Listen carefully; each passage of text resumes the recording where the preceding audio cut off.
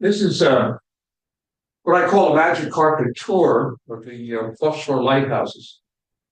Oh, thank you, because I forgot. Yeah. Never mind. Yeah, no problem. Oops, Here you go. which is the one that I took. So we'll go back up to one. There you go. And then just push down and it'll go to the next slide. Oh, it'll go to the next one. Okay. Yes. Thank you. So this is what I call a magic carpet tour of the offshore lighthouses of Southold town. And I think some of you may know I do the offshore lighthouses in the spring, summer, and fall. We go out of Orient Point on a beautiful catamaran, and it's a 2-hour cruise, and we visit all of the offshore lighthouses, and I tell all the stories of the lighthouses.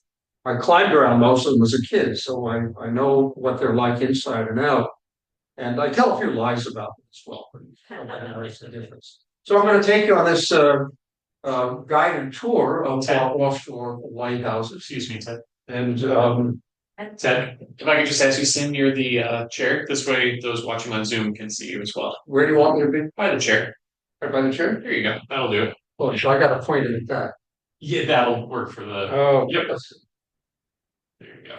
Okay, just a brief history of the lighthouses around the world. First recorded history goes all the way back to 300 BC with the island of Pharos at the entrance to the Nile River. Lasted 1,000 years, and it was simply a fire lit on top of a tower. That was the original lighthouse. The Romans built many lighthouses, as many as 30 before the decline of the empire in the 5th century. And following the Dark Ages, lighthouses were built in Italy, France, Germany, Turkey, England, and Ireland. And the tower on Little Brewster Island in Boston Harbor is considered to be the first U.S. lighthouse, built back in 1716. And by the way, you can visit this lighthouse in Boston Harbor, and I believe you can even spend the night there for a fee. So if you want to spend the night in a lighthouse, that's where you can go. We used to do that at Bug Light, by the way. And as a volunteer there, and because I had a boat, I would have to take people, and they spent $1,000. What was it, Don? It was $1,000 to spend the night. But you could order anything you wanted off of Claudio's menu. So that probably cost more than $1,000.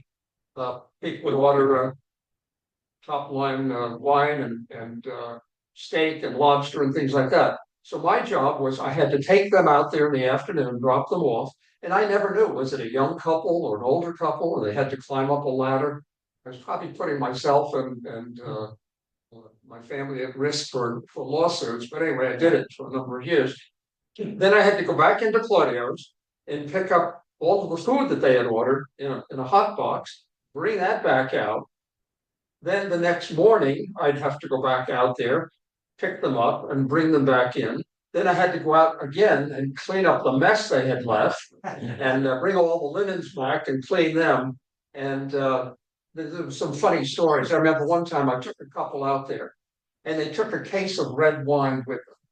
Oh, and this is fascinating. 2 people are going to drink a whole case of red wine. Well, of course, they had all their friends come out by boat during the night. So anyway, I finally realized that the liabilities for doing something like this wasn't worth it. So I did stop doing it. But we did have people go out there, $1,000 a night. Don, did you ever go out there? No, we had an anniversary party there. That's true. Yeah. Yeah. Yeah, so it has been used. I don't think they're offering that anymore out there, but they do take tours out from the railroad dock in Greenport. You can go out and visit the lighthouse in the summertime. So you might want to do that. Here's our favorite lighthouse, Long Beach Bar Bug Light, at the entrance to Orient Harbor. It was constructed back in 1870. And you know a lot about the history because of the video that you just saw. It was deactivated 1945. And it was purchased by a group from Orient in 1955. And then it was destroyed by arsonists. I won't say more about it than that, except I wasn't part of that group. That was in 1963. And then in 1990, a replica of the original structure was built in Greenport and was reassembled on the site. The Coast Guard restored the light as a federal aid to navigation. And it can be seen for a distance of 6 miles over water. And the lighthouse is owned by the East End Seaport Museum. But this is the bug light that I remember, and Don, you probably remember this way as well. And it's in pretty poor shape, as you can see.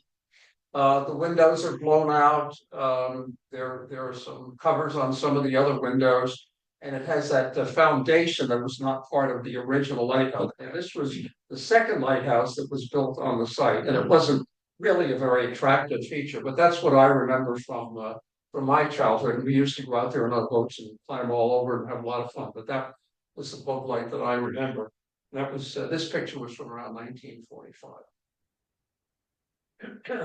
So now we're going to continue, go along Long Beach and head down to Orient Point to our next lighthouse on our cruise. And this one is affectionately referred to as the coffee pot. It's in Plum Gut. Anybody know why it's referred to as the coffee pot?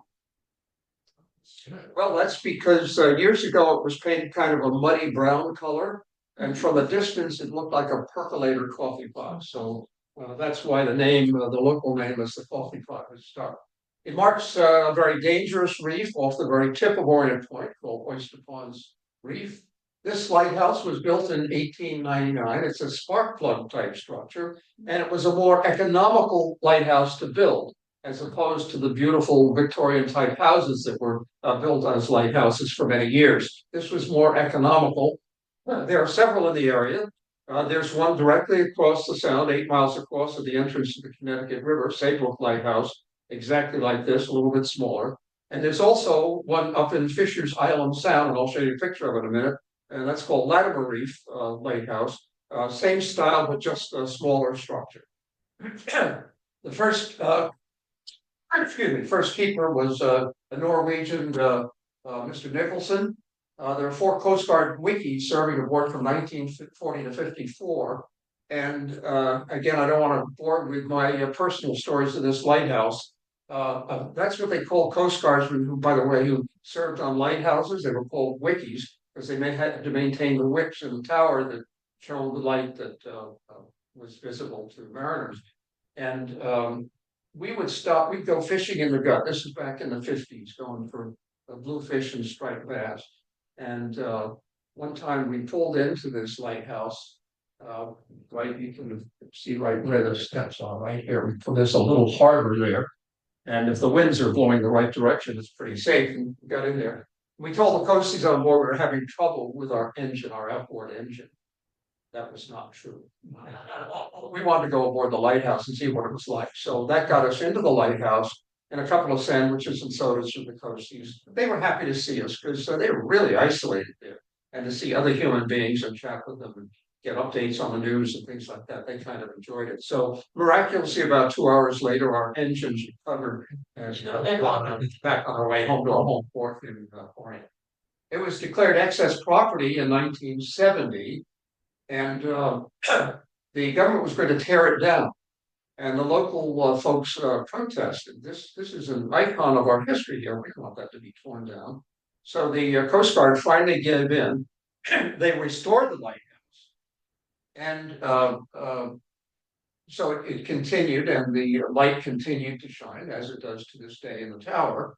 It's visible for a total of 17 miles. A few years ago, this lighthouse and several others in the area were offered for sale. The government wanted to divest itself of having to own and maintain these lighthouses. So this is one of the ones that was offered for sale. It was, I went and took a look at it. And when I realized what it was going to cost, I decided I didn't want it.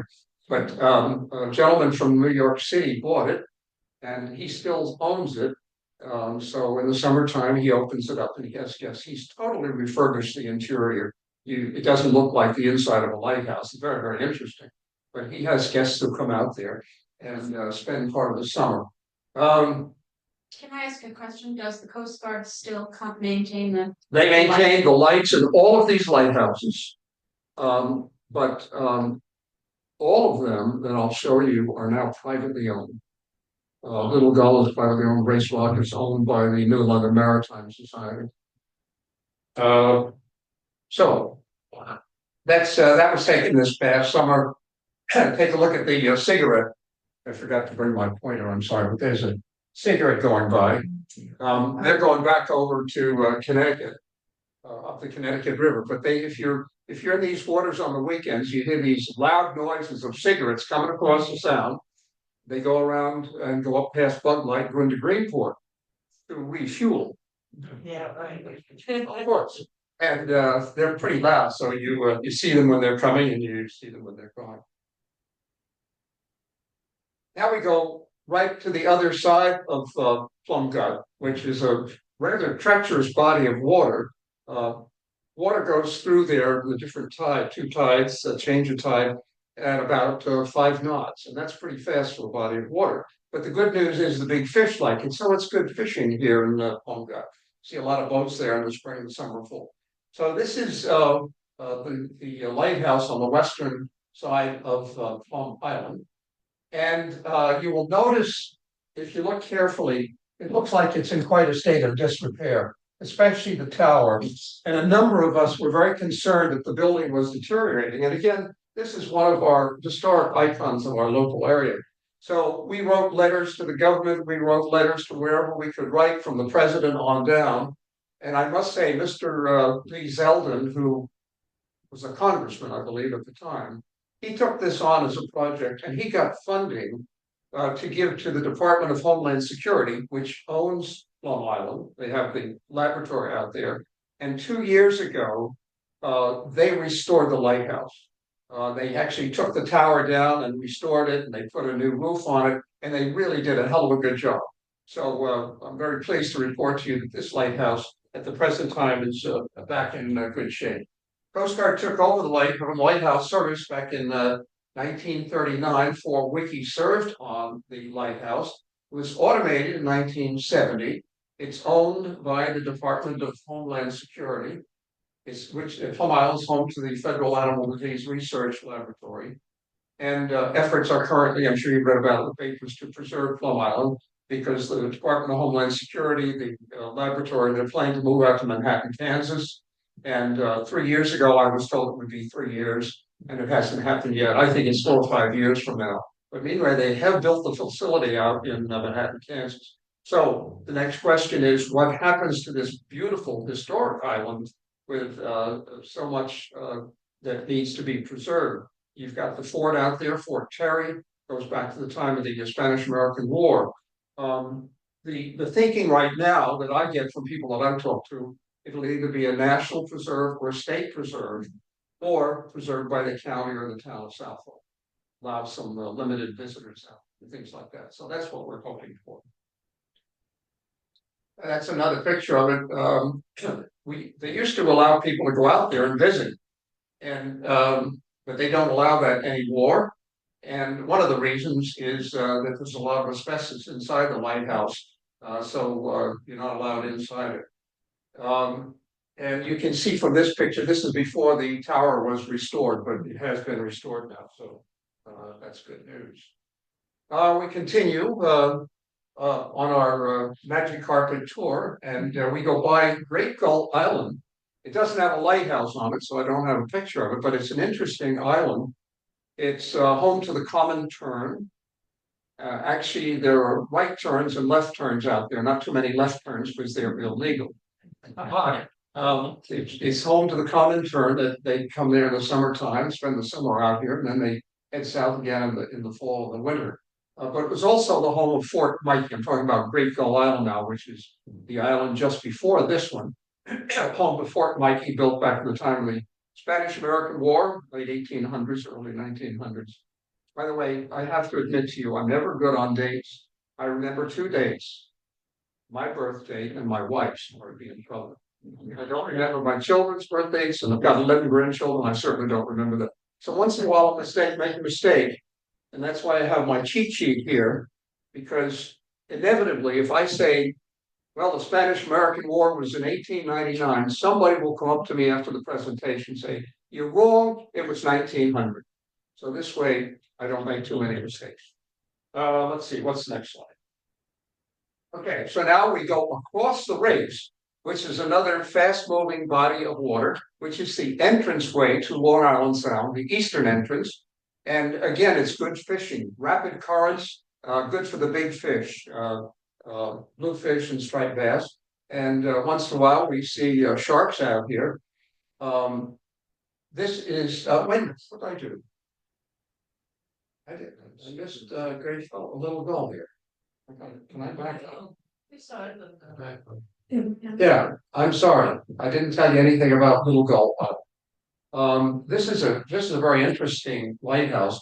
Also, it's one of the two known gray seal rookeries here on the East Coast. The other one being on a little island off of Nantucket. The first light was out here in 1806.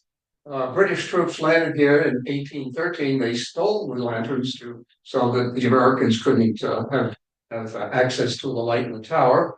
This lighthouse that we're looking at now was built in 1868.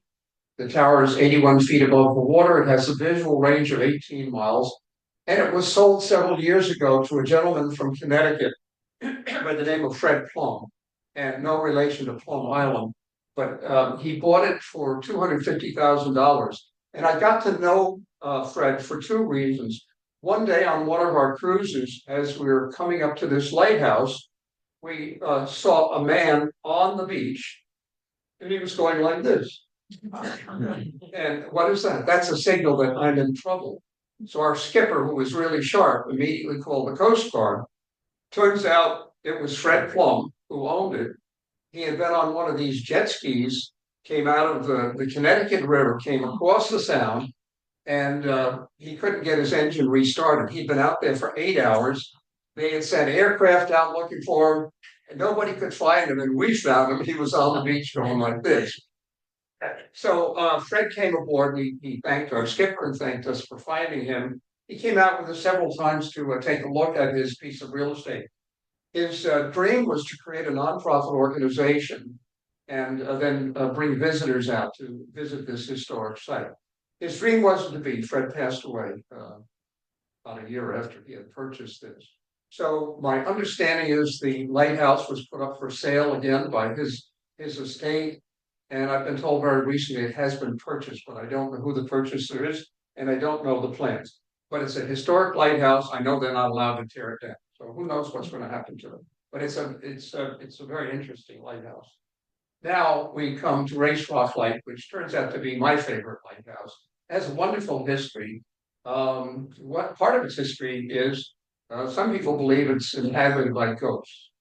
And that's probably because when it was being built, there was a barge out there and it was loaded with ammunition and things for blowing up rocks, I guess dynamite. And it blew up and a number of men on the barge were killed.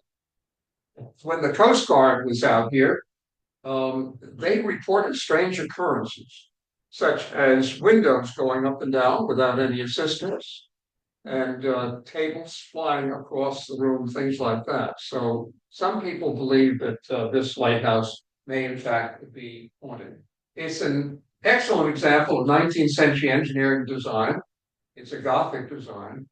And this one was recently given to the New London Maritime Society, and I happen to sit on their board. They're over in New London. They have a wonderful museum over there. If you ever get over to New London, you might want to stop and see it. So they own 3 of the area lighthouses, and they have to maintain them. Unfortunately, they can't bring visitors out to this one. The waters around it are just too treacherous. It's too difficult. However, they do bring volunteers out during the summer months to work on the lighthouse and maintain it. But they're not able to bring visitors out there because the waters are just too treacherous. So they own this lighthouse. They also own New London Ledge and New London Harbor Lighthouse, which are the 2 lighthouses you see port and starboard as you're going into New London Harbor. Now we go across the western side of Fisher's Island. Fisher's Island, by the way, even though it's about 1.5 miles off of Connecticut, is still in Southold town waters. That's why we can claim all of these lighthouses. This is North Dumpling Lighthouse. It was built back in 1847, and it was purchased by Dean Kamen. Now that name may ring a bell with you. He's the inventor of the Segway human transporter. He bought it in 1986. He seceded from the United States, jokingly, and has his own navy consisting of 1 vessel. Tower is 95 feet off the water. The visual range is 9 nautical miles. And bootleggers use this island and other little islands at the western entrance to Fisher's Island Sound to hide from the Coast Guard during Prohibition. Interesting. Also, to the left of the lighthouse, you see these structures over here. That's a miniature replica of Stonehenge over in England. I never see anybody on the island. I mean, we go by it 3 or 4 times a week. I never see anybody on the island. I don't even know if Mr. Kamen is still alive. And this is the one that's the furthest distance in Southold town. This is Latimer Reef. It was built in 1849 to warn mariners of dangerous reefs at the eastern entrance to Fisher's Island Sound. So you've got the western end, which is closer to London, and then you go all the way up to the eastern end of Fisher's Island, and right off the coast of Rhode Island. Tower is 49 feet above sea level. Has a range of 6 nautical miles. It was sold for a private buyer in 2010 for $225. And although it's very close to the Connecticut shoreline, ladies and gentlemen, it is still in Southold town waters. So it is one of our offshore lighthouses. And this is another place that we visit on the cruise. It's the site of a former lighthouse. It's years ago, there was a sandbar that came out from the north side of Gardiner's Island. And the government purchased the tip of this sandbar for $400 from the Gardner family who owns Gardiner's Island. And they built a lighthouse. And unfortunately, it blew down in a storm back in the, I think, 1859, or 1855. Please don't hold me to the date. It might be a day, year or so before that. But a storm knocked it down. So that was the end of the Gardiner's Point Lighthouse. I have a picture that I want to share with you. I find it's an interesting history. A couple of pictures.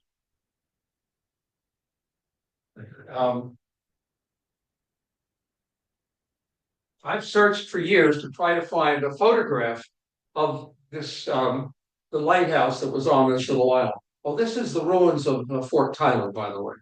And you see there's not much left of that either. Now, when we were kids, we used to go out there on our boats, and I'm sure Don went out there on many occasions as well.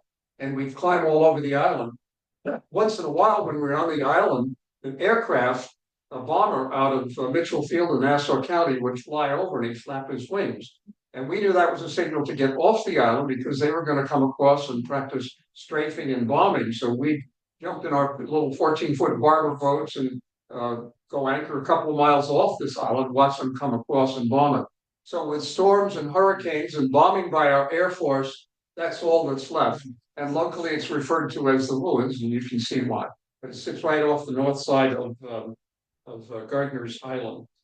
Searched high and low to see if there are any pictures, and I couldn't find any for many years. I found this drawing. It's not really a painting, but I did find this drawing, and I'm going to send that around so you can take a look at it. And also the elevations of what this lighthouse looked at like in those days. However, very recently, the folks over at the New London Maritime Society got in touch with me. They're doing some restoration work on Race Rock. And they want to know if I had an old picture of Race Rock Lighthouse because they wanted to look at the railing. They want to be able to replicate the original railings. And so I called Amy Folk. You all know Amy. She's our town historian, and I think she's employed here, isn't she, at Southold Historical Museum. So I asked Amy, I thought she'd be a great resource. If there is a photograph of Race Rock Lighthouse, she would have it. So she said, sure, Ted, I'll research. She sent me a picture. And this is the picture she sent me. So this is in your archives. And I looked at it and I said, Amy, that's a nice picture, but it's not Race Rock.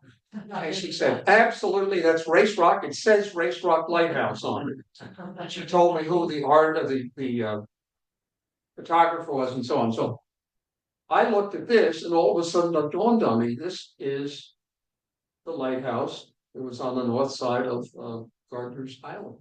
So if you look at that drawing that I circulated, the drawing looks pretty much like this lighthouse. So thanks to Amy Folk for finding this lighthouse, and she has corrected the files. So you are the only folks that I'm aware of that own an actual picture of the lighthouse. Okay, and the ruins, the fort that was out here was called Fort Tyler. It was named in honor of President Tyler, who married Julia Gardner, who was born and raised out here on Gardner's Island. And that's Gardner's Island in the background. As I said, it was used for aircraft target practice back in the 1950s. And of course, it never really saw any duty as a fort. So those are all of our offshore lighthouses. Thank you. You've been very cooperative to sit for so long and listen to my ramblings. I have a prize I'm going to offer to someone. The first person who can name all of our offshore lighthouses gets a free trip with a guest on our offshore lighthouse cruise out of Orient Point this summer. Even take you up into the wheelhouse. Can anybody do it? We have looked at them.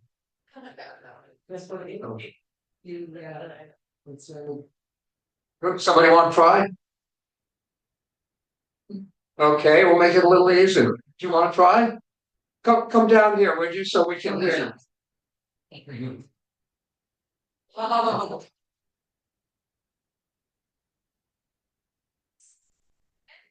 Wait, I'm having trouble hearing now, I'm sorry. You got Race Rock Light is one. We'll count that. That would be number 8, but that's okay. We'll include that. Bug Light. Fisher's Island. Fisher's Island. It's water. Southold water. It's on the north side of Fisher's Island. I'll give you credit for it. North Dumpling. North Dumpling. Yeah. Okay, you got 4. I'm sorry. Plum Island. Plum Island. It's 5. Gardeners. Well, there's no. Gave you credit for the ruins. You can't do that too much. You got 2 to go. Say Bud Light. I'll say again. I said Bud Light, right? Yeah, you said Bug Light. Oh, the coffee pot. Yeah, it's all with you. You got the coffee pot. That's 6. Little go. Little go. Little go. Yeah, Little Gull, and there's one more. I don't know if you said it. It's all the way to the eastern end of Fisher's Island Sound. Yeah. Hey. You are the right. I just well, to meet you, and I'll tell you how to get in touch with me, and we'll give you a cruise for 2. You're great. You're terrific. Okay. We're supposed to take a break for some refreshments, but I want to give you an opportunity if there are any questions. I don't know if I can answer them, but I can certainly try. I happen to have severe hearing loss, so if you can shout, that would be wonderful. The film that you had in the beginning, is that something we can find on YouTube or? I think I'm not involved with the East End Seaport Museum anymore, but they used to sell them in their little shop there. Okay, So you can probably buy one of those. Okay. I don't think it's online. I've never seen it online. very good. Yes. So a lot of people seem to speculate about who the arsonists were that were never caught. No, wait, say again. The arsonists, Say again. the arsonists They were were Bob. They were never caught. There's a lot of people who are like, No. like they knew who it was. Those of us who live in Orient have a pretty good idea of who it was. But it's only a rumor, so I'm not So sure. we never caught. It was not Dawn, it was not me. It was. My understanding is that through fireworks, you was correct. I'm feeling And it. it cost for it, was that. So you stuck in here.